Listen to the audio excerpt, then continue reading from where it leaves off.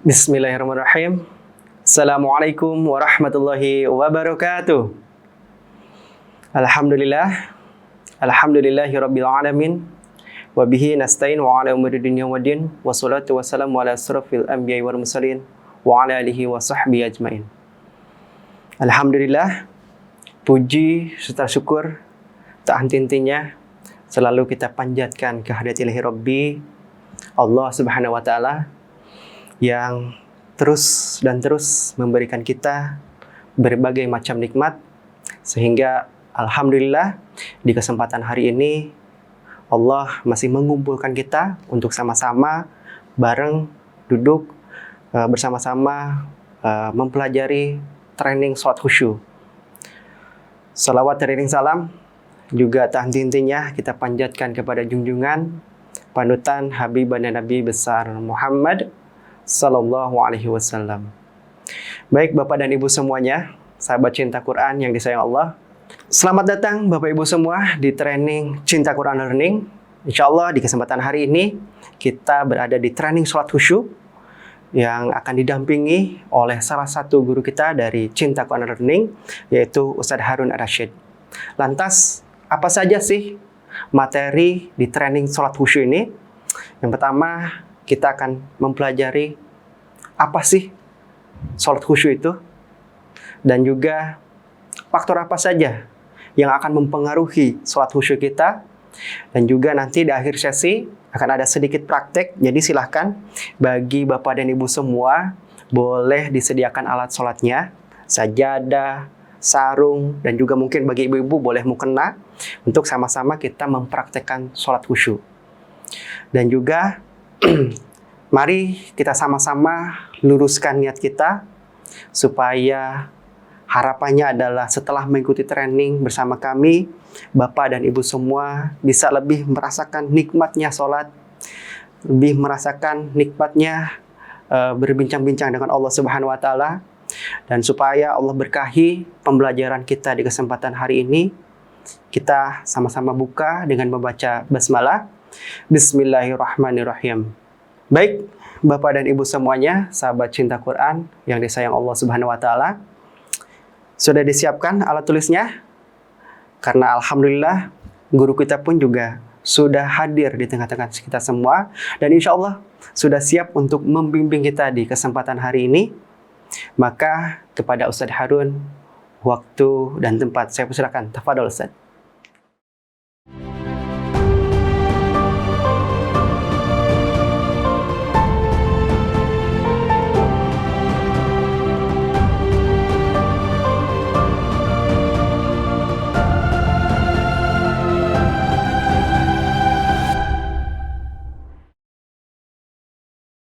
Bismillahirrahmanirrahim. Assalamualaikum warahmatullahi wabarakatuh. Alhamdulillahi rabbil alamin. Allahumma salli ala Sayyidina Muhammad wa ala ali Sayyidina Muhammad, amma ba'd. Sahabat cinta Quran rahimakumullah, alhamdulillah kita bertemu di program pelatihan sholat khusyuk, persembahan dari Cinta Quran Learning. Dan tentu saja program ini dipersembahkan untuk meningkatkan kualitas ibadah sholat kita, agar ketika kita menghadap Allah bisa mempersembahkan sholat yang terbaik. Sebelum saya memaparkan apa itu sholat khusyuk dan faktor-faktor yang akan mendukung sholat khusyuk, tentu saya ingin menanyakan kepada Bapak Ibu, apa yang Bapak Ibu pahami tentang sholat khusyuk? Sholat khusyuk adalah, ya, pasti Bapak Ibu punya pemahaman dan persepsi masing-masing. Mungkin ada yang mengatakan sholat khusyuk adalah sholat yang fokus konsentrasi mengingat Allah. Mungkin ada yang mengatakan sholat khusyuk adalah sholat yang tidak ingat urusan apapun di luar sholat, dan berbagai pemahaman yang lain. Pertanyaan yang kedua, kalau Bapak Ibu memahami sholat khusyuk seperti yang Bapak Ibu pahami hari ini, sudahkah Bapak Ibu merasakan kehusuan itu? Ya, ini selalu mengingat Allah, ya, fokus. Pertanyaan yang ketiga, ketika Bapak Ibu belum merasakan kehusuan dalam sholat, Kira-kira faktor-faktor apa yang biasanya mengganggu pikiran kita? Mungkin ada yang berkata pekerjaan sering terpikirkan dalam sholat. Mungkin ada yang berkata ya masakan, anak-anak, jemuran, segala macam. Ya, bahkan hal-hal yang ketika kita belum sholat tidak terpikirkan, dan ketika sholat justru masuk dalam pikiran. Betul? Sampai ada guyonan, jika kita lupa menyimpan sesuatu, misalnya lupa menyimpan kunci mobil, segeralah sholat, maka akan teringat dalam sholat. Itulah kondisi sholat kita hari ini, yang terpikirkan justru hal-hal yang tidak ada hubungannya dengan sholat. Betul? Dan saya menemukan fakta sholat saya paling tidak selama ini, yang pertama seringkali sholat tanpa persiapan. Apa itu tanpa persiapan? Coba Bapak Ibu bandingkan dengan kita akan melaksanakan sholat Id. Pasti dari malam baju sudah disiapkan, ya, sajadah, mukena, minyak wangi. Kita sudah mandi sebelum subuh. Kita sudah bersiap untuk melaksanakan sholat. Itu dengan persiapan. Atau coba bandingkan ketika kita akan bekerja ke kantor.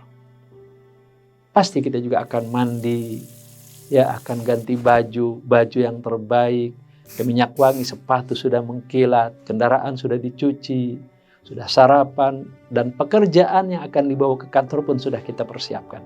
Betul ya? Itu artinya dengan persiapan.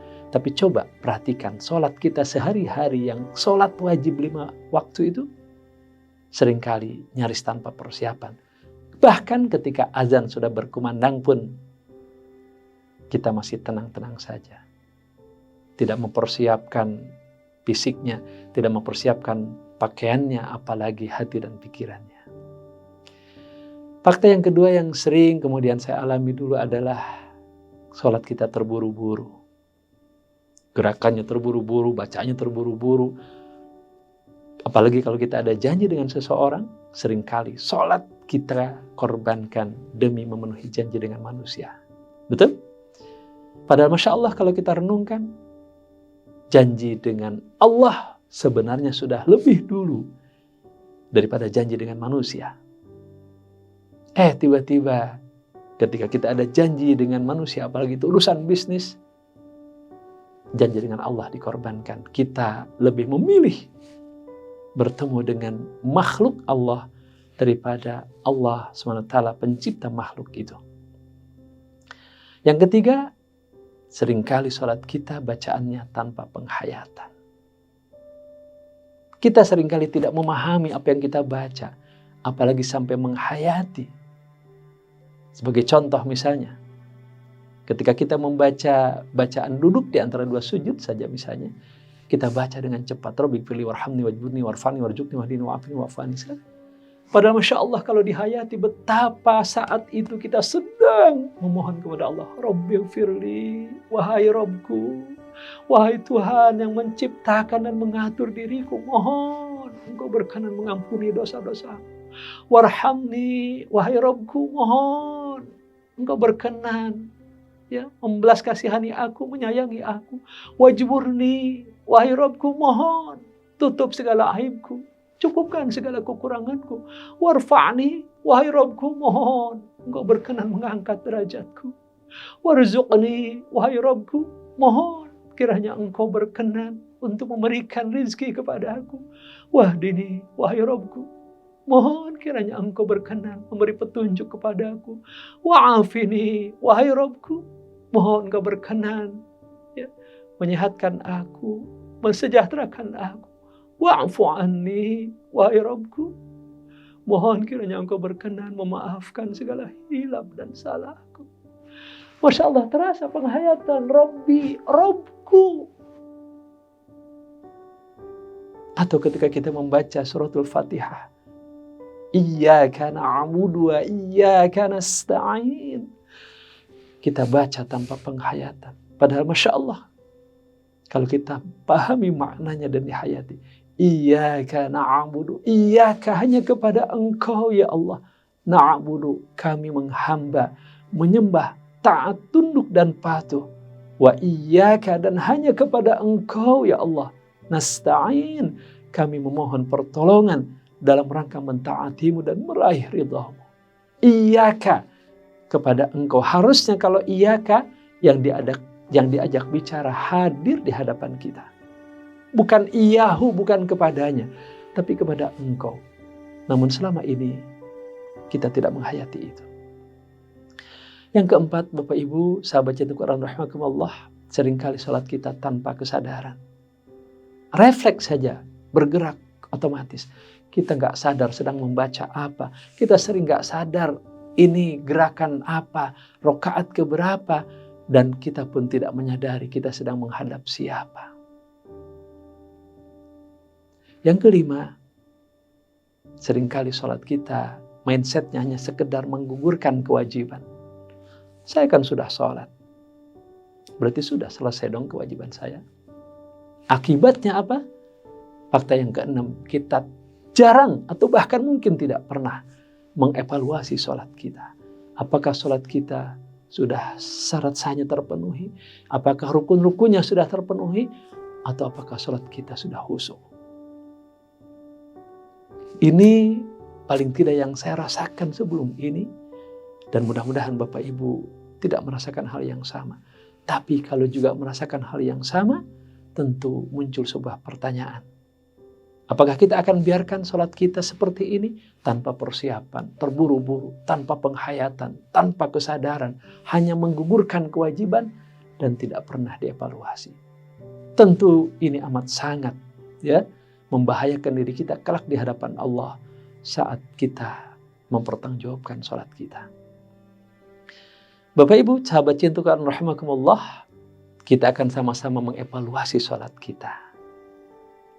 Silakan Bapak Ibu menyiapkan kalkulatornya, baik yang ada di handphonenya ataupun yang manual.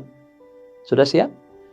Baik, sekarang silakan Bapak Ibu berhitung umur kita hari ini.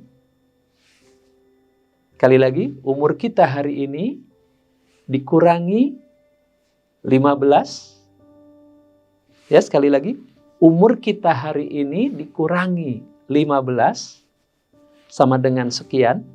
Misalnya umur kita 50, dikurang 15 berarti 35. Hasilnya dikalikan 5. Sudah? Sama dengan?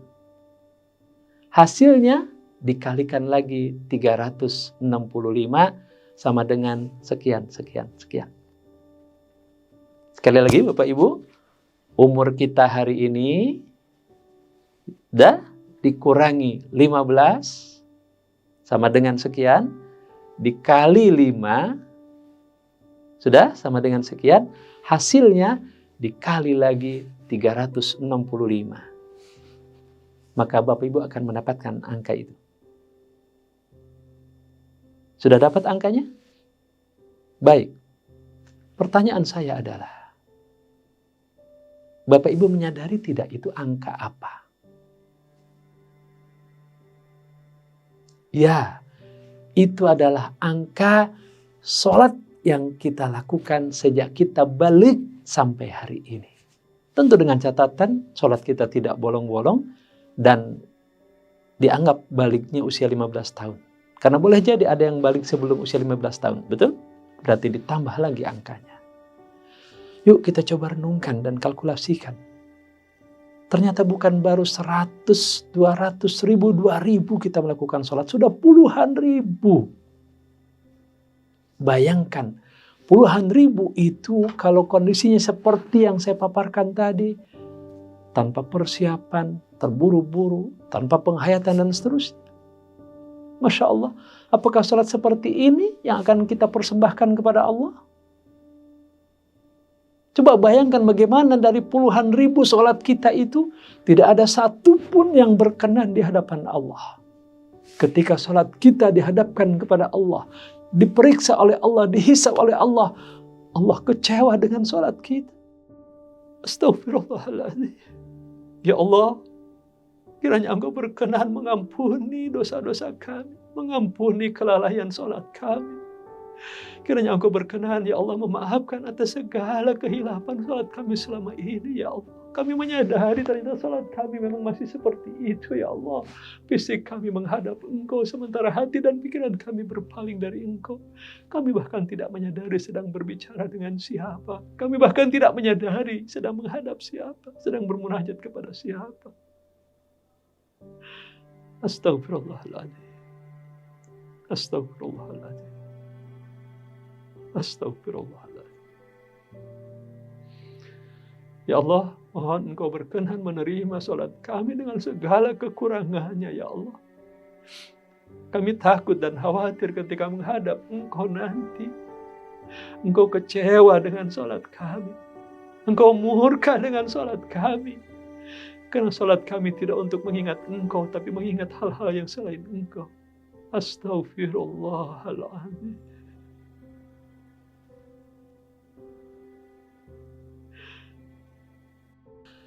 Bapak Ibu sahabat cinta Quran rahimakumullah. Apakah kita akan biarkan salat kita yang puluhan ribu itu dalam kondisi yang seperti ini? Tentu tidak. Tentu kita ingin tingkatkan kualitas kita, betul? Apalagi salat merupakan amal soleh yang sangat penting. Yang pertama, salat merupakan salah satu dari rukun Islam. Bunyal Islamu ala khamsin. Dibangun Islam itu atas 5 perkara. Salah satunya adalah waqimis shalah, menegakkan salat. Perhatikan, menegakkan salat dengan benar dan sungguh-sungguh, bukan sekedar menunaikan salat. Yang kedua, salat itu adalah tiang agama. As-salatu imaduddin. Salat itu merupakan tiangnya agama. Faman aqamaha faqad aqamad-din wa man tarakaha faqad hadamad-din. Siapa yang menegakkan salat dengan benar, dengan sungguh-sungguh, dengan khusyuk, maka dia menegakkan agamanya. Dan siapa yang meninggalkan salat atau menegakkan salat, melaksanakan salat tapi asal-asalan salatnya, maka dia sungguh telah meruntuhkan agamanya, menghancurkan agamanya. Dan yang ketiga Bapak Ibu, salat merupakan amal yang pertama kali dihisab oleh Allah Subhanahu wa taala. Awwalu ma yuhasabu bil 'abdi yaumil qiyamah salatuhu. Amal pertama seorang hamba yang akan dihisab nanti pada hari kiamat adalah salatnya. Maka bayangkan ketika amal pertama yang kita persembahkan kepada Allah itu ternyata amal yang mengecewakan. Nauzubillah, summa nauzubillah. Maka jangan biarkan salat kita dalam kondisi yang membuat Allah kecewa.